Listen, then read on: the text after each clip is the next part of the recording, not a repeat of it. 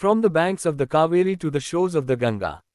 Celebrating Nagathihalli Ramesh, the land that lies between the Kaveri and the Godavari, where the folk who dwell are refined, such is the Kannada country, a wondrous region among the finest in this world.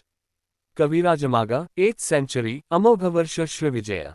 There is an old saying, those who find their worth here will find it anywhere. Occasionally, this is inverted to suggest, those who find no worth here, perhaps, will find it elsewhere. Nagathihalli Ramesh, poet, multifaceted thinker, organizer, political analyst, filmmaker, and agriculturist, belongs firmly to the former.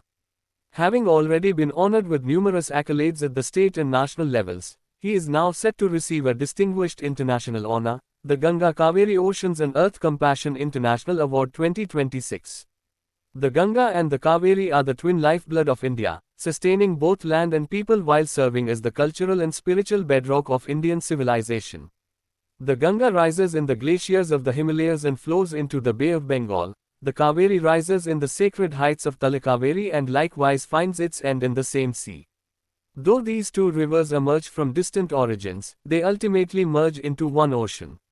In much the same spirit, Nagathihalli Ramesh, born in the cradle of the Kaveri, will be honored in the distant land of West Bengal, carrying with him the pride, dignity, and literary richness of Kannada culture. Jointly organized by the United Journalists Forum, Ananda Bahar, and the Universal Soul Tree Foundation, in association with the Government of India and the Government of West Bengal, this award carries profound significance. The organizers observed, this prestigious international honor recognizes your outstanding contributions to environmental protection, ecological awareness, humanitarian service, cultural harmony, and the stewardship of a sustainable planet. The award's motto, Two Holy Rivers, One Ocean, One Planet, One Responsibility, reflects a deeply human commitment to ecological harmony and compassion for all living beings. Ramesh's personality is as deeply rooted in the philosophy of the earth as his creative work is devoted to rivers, rain, forests, and oceans. Significantly, his very first literary collection bore the evocative title Samudramattu Mel, The Sea and the Rain. To confront life with optimism, that remains his enduring ideal. He expresses it through a memorable metaphor. Do not call it bland, even a pinch of salt can give it taste. He possesses a contemplative and meditative sensibility capable of discovering the divine even within the image of a mother. Queen of the Blue Mountains. Streams descend from your crown. Toward your feet. You are the wild rain within the forest. The sea that holds hidden floods within itself. The swirling river of life. From My Mother, Elsewhere, he writes with extraordinary tenderness. The mark of love that grew between my mother and me is like a sea thick with memories.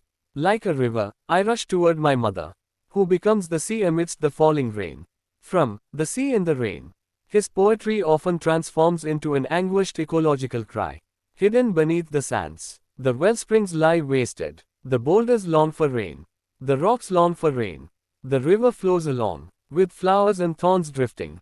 The river flows along, with shards of glass and pebbles sinking. Does anyone care to see the flame-red bruises upon the river's body? Does anyone care to see the tears in the eyes of the fish swimming deep? The river gushes forth toward the lap of the blue ocean. Its body turns from blue to red, and blue once more. The sea splashes its face with towering waves. The body itself is an ocean. Do you hear the surf? The boat slices its way onward. The waves race toward the shore. Boatmen eyeing the pearls. Do you hear the sea sighing? Beware, lest you drown.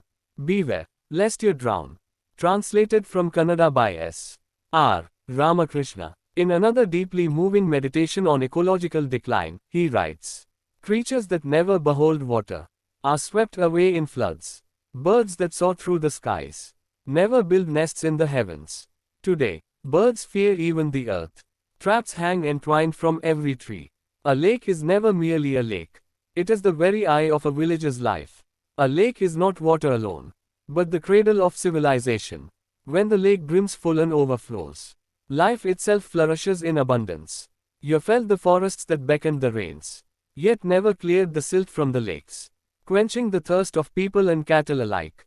These lakes nurture the village like mothers. When a mother's lap overflows with fullness, horse gram and ragi ripen in richness. Now the lakes lie buried and forgotten. And life itself is smothered in dust. 100 lives once thrived beside these lakes. To deny them water is to wound life itself. Lake, whether writing of a dewdrop on a blade of grass reflecting the Himalayan ranges, or of a child trembling with wonder while touching a flowing stream, Ramesh's poetry remains a perpetual meditation on water, a constant plea to cherish and safeguard the elements that sustain life itself.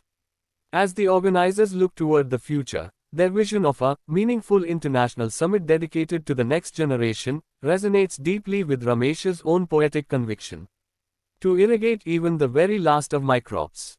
This award ceremony will spotlight river and ocean conservation, environmental justice, climate responsibility, sustainable development, and ecological peace.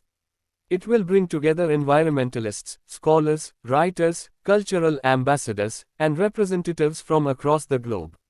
The ceremony will take place at the Mahajati Southern Annex Seminar Hall in Kolkata on Friday, the 5th of June 2026, a fitting date as it marks World Environment Day. Heartfelt congratulations to Nagathihalli Ramesh, a man with the vastness of the ocean in his mind and the compassion of the earth in his soul. As reflected in his life-affirming credo, let us gather, let us build, let us live, let us illumine. May this award ceremony become yet another luminous milestone in togetherness, creativity, ecological consciousness, compassion, and enlightenment. ಸ್ಮರಣೆಯಲ್ಲಿ ಇವತ್ತು ನಾಗತಿಯಲ್ಲಿ ರಮೇಶ್ ಅವರಿಗೆ ಆ ಪ್ರಶಸ್ತಿಯನ್ನು ಕೊಡ್ತಾ ಇರುವಂತಹದ್ದು, ಆ ಪ್ರಶಸ್ತಿಗೂ ಮಹತ್ವ, ಅವರಿಗೂ ಮಹತ್ವ, ಎರಡಕ್ಕೂ ಮಹತ್ವ ಬರ್ತಿದೆ ಅಂತ ಭಾವನೆಯನ್ನ ಮೊದಲನೇ ಪ್ರಶಸ್ತಿಗೆ ಅವರು ಭಾಜನರಾಗಿದ್ದಾರೆ.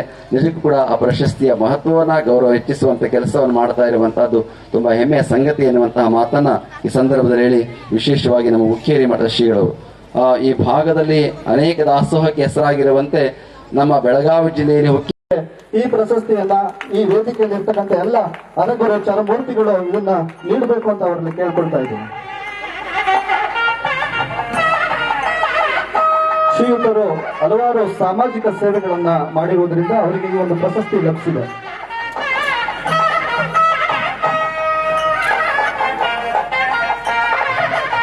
ಈ ಪ್ರಶಸ್ತಿಯನ್ನ ಅವರಿಗೆ ನೀಡಿ 50,000 ರೂಗಳ ಚೆಕ್ಗಳನ್ನ ಶ್ರೀಮಠದಿಂದ ಈ ಪ್ರಶಸ್ತಿ ಜೊತೆಗೆ ನೀಡ್ತಾ ಇದೆ.